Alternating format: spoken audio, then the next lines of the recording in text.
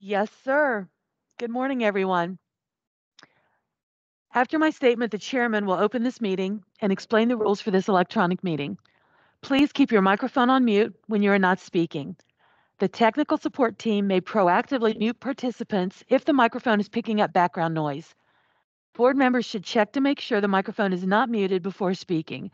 You may text me at 540-336-3948 at any time during the meeting if you need technical support, and an IT tech will call your cell to assist. I now turn the meeting over to Committee Chairman Allen. Thank you. In accordance with the Governor's State of Emergency Declaration and executive orders regarding the COVID-19 pandemic, the Loudoun County Board of Supervisors Continuing Ordinance and General Assembly 2020 Budget Amendments 28 and 137, Loudoun Water will meet today in electronic meeting. In compliance with these special procedures, only action items necessary to continue operations of Loudoun Water and the discharge of its lawful purposes, duties, and responsibilities will be discussed during today's meeting. Reports and other meeting information are available on board docs. Public notice and meeting access information was provided on the Loudoun Water website. A recording of the meeting can be found there. Board members wishing to speak are reminded to press unmute and identify themselves by name so staff can accurately capture comments. All items will be recommended to the June 10th, 2021 board meeting. The board secretary will now take a roll call attendance of the committee members. Mr. Allen? Here. Mr. Byers? Here. Mr. Campbell? Mr. Campbell is not in attendance. Mr. Kelly? Here. And I'd like to acknowledge that Chairman Koblis is also attending the meeting. Thank you. With that, I'll seek a motion to approve the meeting agenda. So moved, Sean. Second, Bill. Roll call. Mr. Allen? Yes. Mr. Byers? Yes. Mr. Campbell? Mr. Kelly? Yes. Thank you. Unanimous among the members present, sir. Thank you. The first item on the agenda is an action item, approval of the Davenport and Company Financial Advisory Services contract by Mr. Carnes. Thank you, Mr. Allen, and good morning, members of the board. Yes, we're here to seek an extension of our contract with Davenport. That is scheduled to expire next month. We are currently writing a contract that Davenport has with Montgomery County, Virginia, and they elected to extend the contract for another year. There are 2 additional 1-year renewals still available on this contract. You can see a couple highlights there. We don't pay an annual retainer fee for their services. The hourly rates are there for special projects.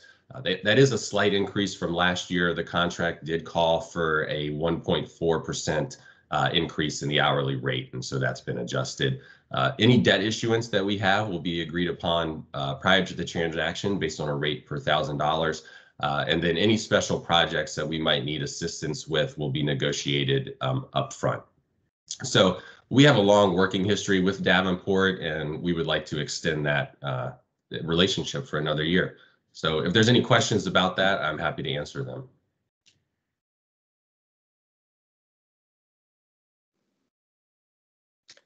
Doesn't seem like there are any questions. I think that's pretty straightforward. Like you said, we've had a relationship with them a long time, and it's pretty straightforward. So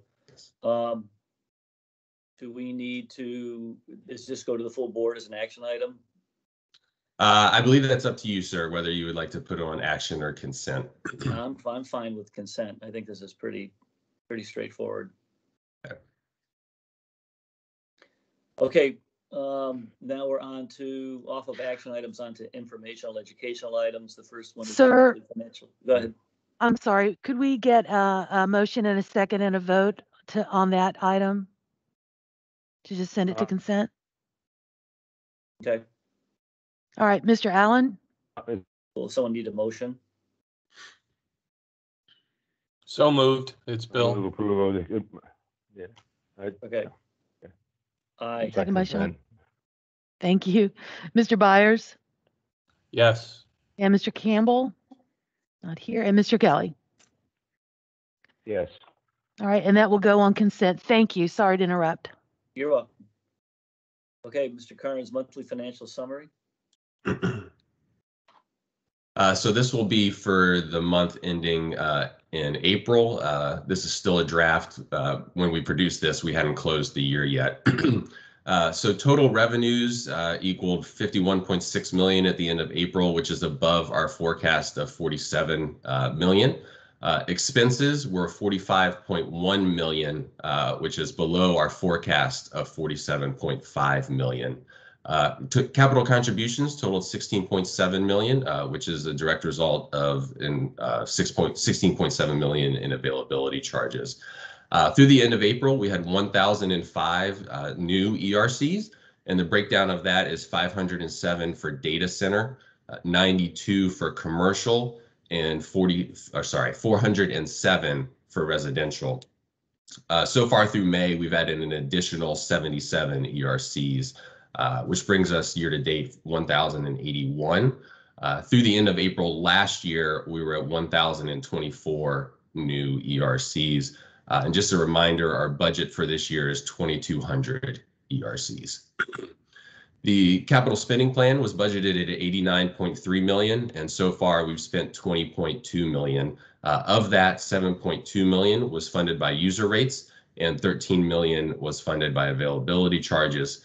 And at the end of April, we had a little over 325 million in cash equivalents and investment, and the weighted average yield was 0.57%. If there's any questions about the report, I can certainly answer them.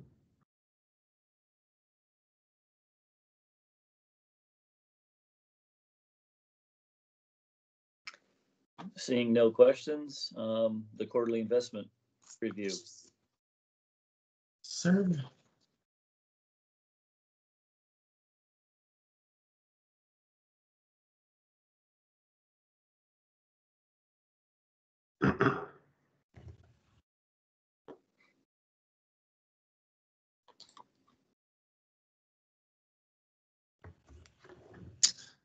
So this will be for the quarter ending March 31st.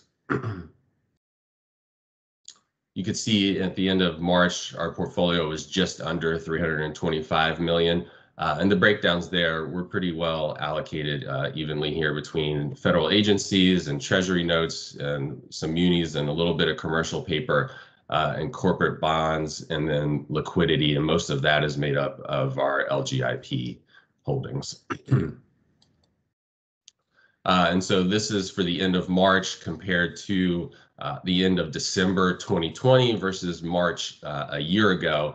And you can see, obviously, there's a big change in our average yield from March of last year until now. No surprise there.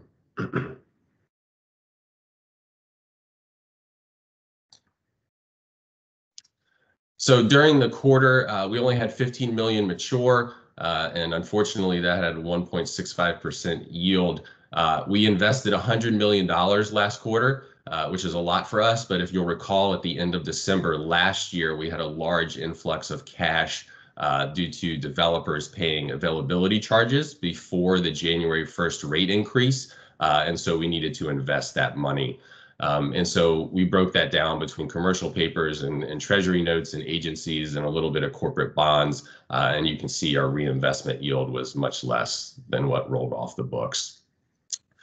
We don't really have anything maturing in the next quarter, but we'll certainly, keep our eye on things. And if anything, if we need to reinvest any money that might be called, we will certainly do that.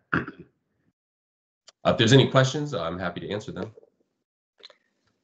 Yeah, Brian, the 65 million that's in treasury notes, what's the that is that 5-year notes? What's the duration? We varied those. I think we did a couple 1 year, a couple 2 year, really just trying to fill holes in our maturity ladder and basically diversify. We didn't really have much in treasury notes, and so we were just trying to diversify a little bit. And we can't buy 10-year, can we? Correct. 5 year is as far out as we can go. That's too bad because they're yielding almost 1.7%. But yes. Okay, thanks.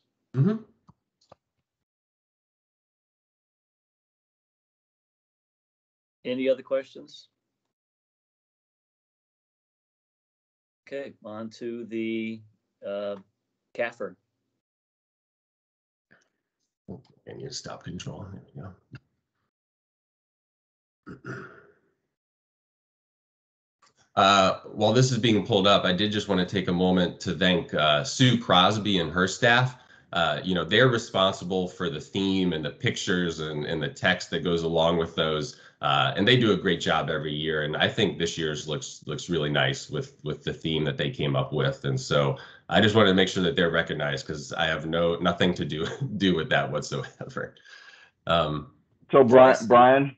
Yes. Go ahead. Yeah, I just want to say, since this is my first year as chairman, I actually read this report.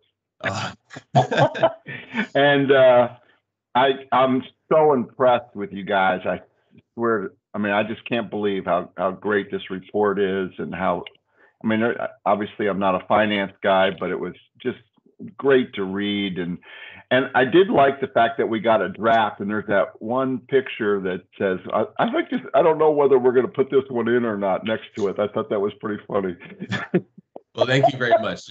We appreciate that. Yeah, it's really a great job. Thank you so much. Yeah, it's a nice team effort between the finance staff and then the Sue's staff to get the numbers and the nice pictures and the text in there. Yes. Oh, sorry. Go ahead, Mr. Allen. No, I wanted to echo Mark's comments, and I think Brian, this is your first full run at the annual report. Is that correct? So last year it was a little different because of this kind of hit while we were going through this. And yes, so this was my first full year of having everything just fall. Yeah. well, congratulations. And Thank like Mark said, it's a great report. And what I noticed too, I went back and looked at the 2014 report when I first became a board member, and it was 63 pages long. Yes. This one, is 90 something. So yes. I was trying to figure out the data that you added in. It looks like it's all in a lot of it is in the retirement plan stuff. Yes. There are new requirements for us to include OPEB liabilities and how that's all recorded and what's in our plan. And so, yes, the bulk of that additional 30-ish pages is just strictly based on the retirement and OPEB information. Yes. And when did that start? When did we start? That was 2 or 3 years ago. That's pretty recent. Yeah. Okay. And why do I have Latin in my?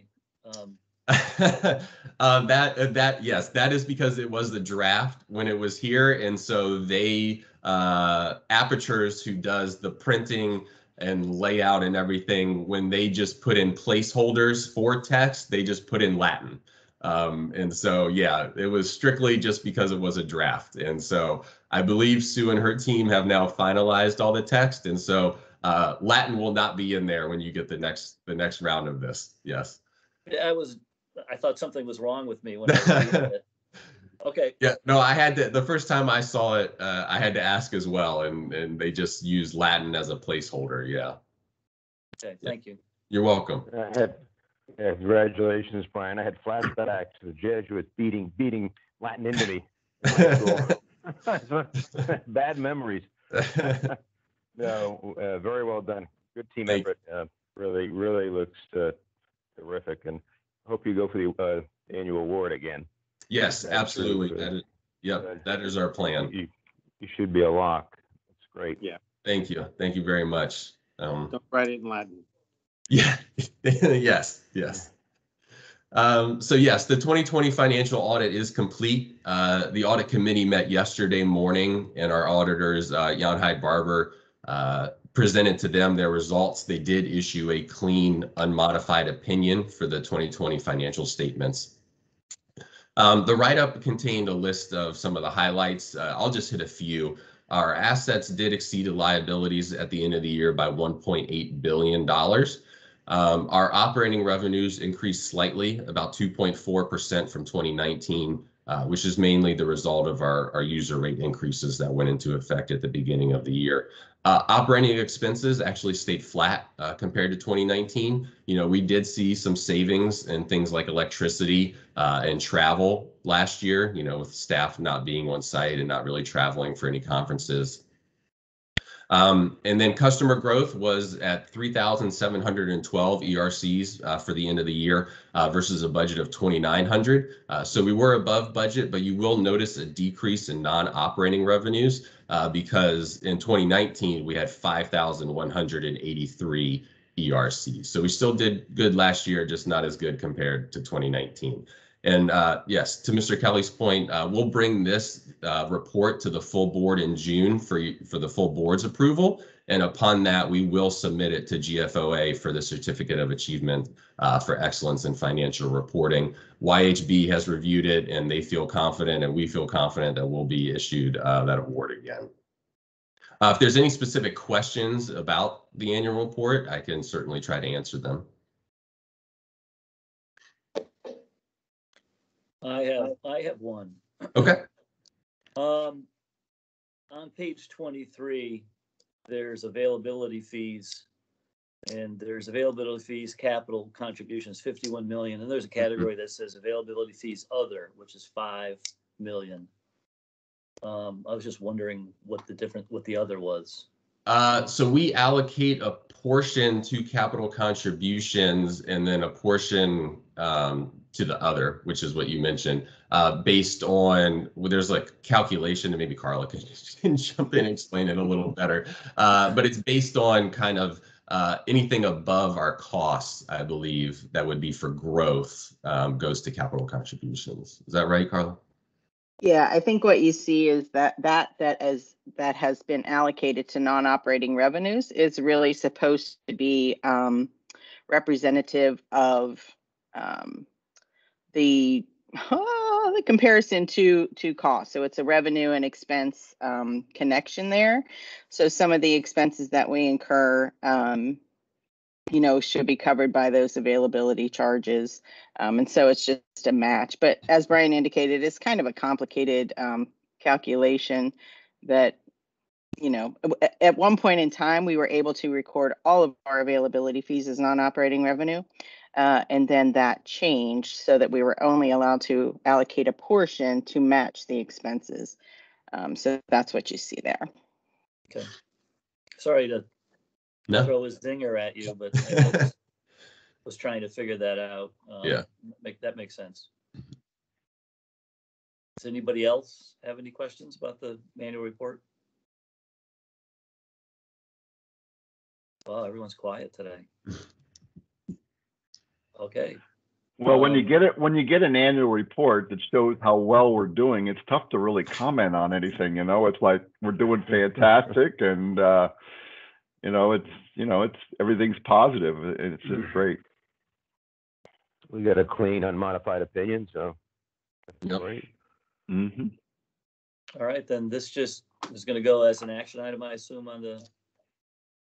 Yes, I believe yes. This typically goes as action since we don't have the final report yet. Okay. All right. Anything else? That's all I have, unless you have any questions for me. I don't. Any other committee members or board members have any questions for Brian? I'm good. No, sir. Okay. With that, I'll entertain a motion to adjourn. So moved, Sean. Second, Bill. Ready for the roll call, sir? Yep. Mr. Allen, Yes. Mr. Byers, Yes. Mr. Campbell, Mr. Kelly. Yes. Thank you. Adjourned at 8:18 a.m. Thank you all very much. All right. Have a great day. Thanks, Brian. Thanks, everyone. Thanks, Thank everyone. Thank you. Have a good day. Bye. Bye.